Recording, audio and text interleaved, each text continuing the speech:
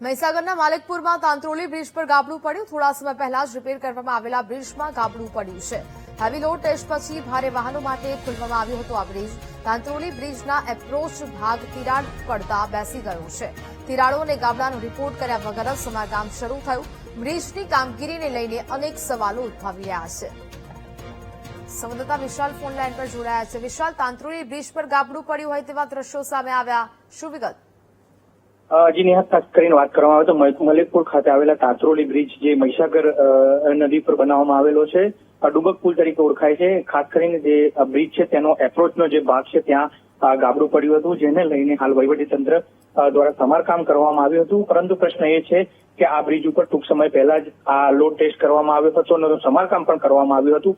ત્યારે અનેક વખત ગ્રામજનોની પણ માંગ છે, સ્થાનિક રાહદારીઓની પણ માંગ છે કે નવીન પુલ બનાવવામાં આવે ત્યારે ફરી એક વખત આ જે એપ્રોચ છે તેની આગળનો ભાગ જે બેસી જતા હાલ તંત્રની પર પોલ ખુલી છે। પરંતુ તંત્ર જયારે આ રિપેરિંગ કરી રહ્યું છે ત્યારે ક્યાંક ને ક્યાંક જે ગાબડું પડ્યું છે તે જોવામાં નથી આવી રહ્યું કે કેટલું ગાબડું છે। ખરેખર યોગ્ય સમારકામ થાય તેવી સ્થાનિકોની માંગ ઉઠી છે। જી બિલકુલ વિશાલ, જાણકારી બદલ આભાર।